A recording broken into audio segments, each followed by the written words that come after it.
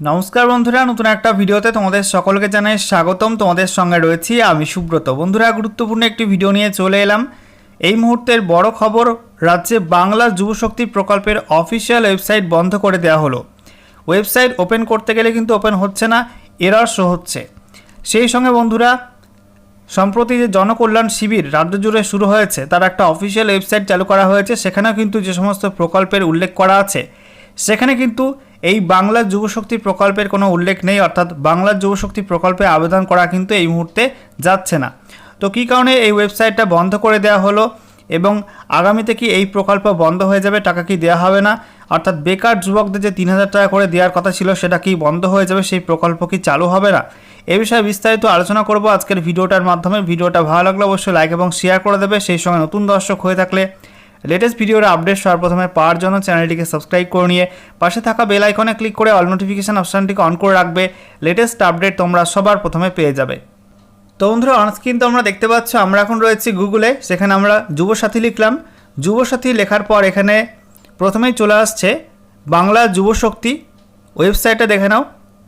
https://যুবসাথী.wb.gov.in।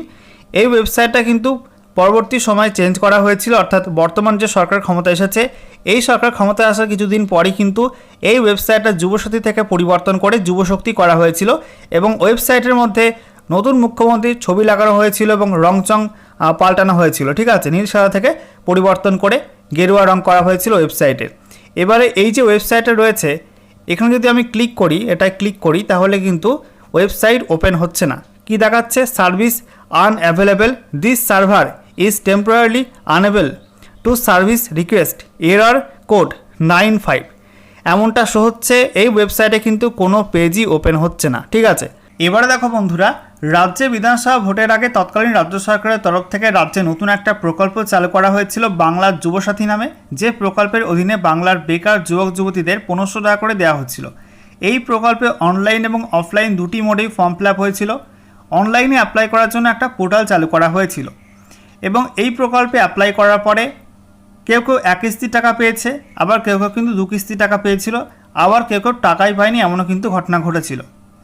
এবার বিষয়টা হচ্ছে, এই সরকার ক্ষমতায় আসার আগে, অর্থাৎ বিধানসভা ভোটের আগে, বিজেপি সরকার তারা একটা প্রতিশ্রুতি দিয়েছিল যে তারা ক্ষমতায় আসার পরে এই যুবসাথী প্রকল্পের বদলে যুব শক্তি নামে একটা প্রকল্প চালু করবে, যে প্রকল্পের অধীনে বেকার যুবক যুবতীদের প্রতি মাসে 3,000 টাকা করে আর্থিক সহায়তা দেবে। ঠিক আছে, তো এই সরকার ক্ষমতায় আসার পরে যুবসাথী প্রকল্পের যে অনলাইন পোর্টালটা ছিল, সেই পোর্টালে কিন্তু একাধিক পরিবর্তন করেছিল। প্রথমত, নতুন মুখ্যমন্ত্রী ছবি লাগানো হয়েছিল এবং ওয়েবসাইটটার রং পরিবর্তন করে গেরুয়া করে দেওয়া হয়েছিল। ঠিক আছে, তারপরে কিন্তু ওয়েবসাইটটা চালু ছিল কিছুদিন, তবে কোনো কাজ হচ্ছিল না। অর্থাৎ অ্যাপ্লিকেশান সাবমিশন হচ্ছিল না, স্ট্যাটাস চেক করা যাচ্ছিল না, বা কোনো নোটিশ পাবলিশ হচ্ছিল না, বা কোনো রিপোর্টও কিন্তু পাবলিশ হচ্ছিল না। যেমন যেমন অপশান ছিল আগে যুবসাথী প্রকল্পের ওয়েবসাইটে, তেমনই কিন্তু অবস্থান করছিল ওয়েবসাইটের মধ্যে।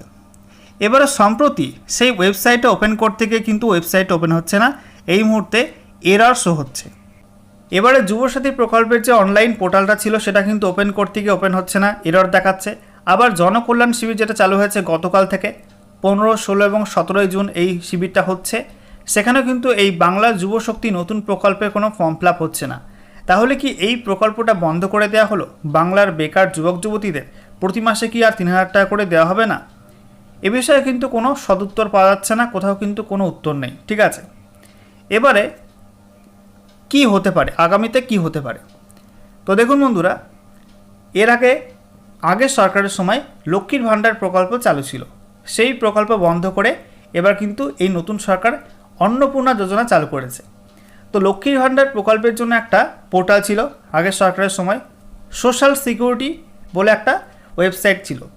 সেই ওয়েবসাইটটা কিন্তু পরিবর্তন করা হয়েছিল, অর্থাৎ রং পরিবর্তন করা হয়েছিল এবং এই সরকার ক্ষমতায় এসে কিন্তু সেই রং পরিবর্তনটা করেছিল। তারপরে সেই ওয়েবসাইটটা কিন্তু বন্ধ করে দেওয়া হয় এবং নতুন করে একটা পোর্টাল চালু করা হয় সোশ্যাল রেজিস্ট্রি বলে। ঠিক আছে, socialregistry.wb.gov.in, এবং যে পোর্টালটাই কিন্তু এই মুহূর্তে চালু রয়েছে অন্নপূর্ণা যোজনা প্রকল্পে অনলাইন ফর্ম ফিল আপ করার জন্য।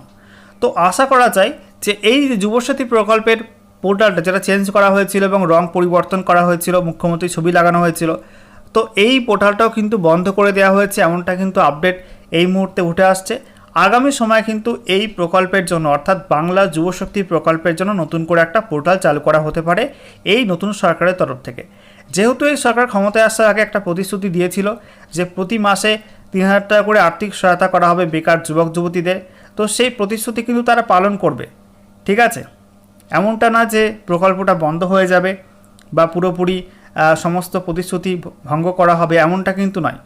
লক্ষ্মীর ভাণ্ডার প্রকল্প থেকে অন্নপূর্ণা যোজনা প্রকল্পে ট্রান্সফার করার জন্য যে পদ্ধতি লাগু করা হয়েছিল, তো সেই পদ্ধতি কিন্তু এবার যুবশক্তি প্রকল্পে অর্থাৎ যুবসাথী থেকে যুবশক্তি প্রকল্পে লাগু করা হতে পারে এবং নতুন পোর্টাল কিন্তু চালু করা হতে পারে, এমনটাই কিন্তু আপডেট এই মুহূর্তে পাওয়া যাচ্ছে। তো আগামী সময়ে এই বাংলা যুবশক্তি প্রকল্পের নতুন ওয়েবসাইট চালু হলে এবং নতুন করে ফর্ম ফিল আপ শুরু হলে কোনো আপডেট পেলেই আপনাদেরকে সবার প্রথমে জানিয়ে দেব।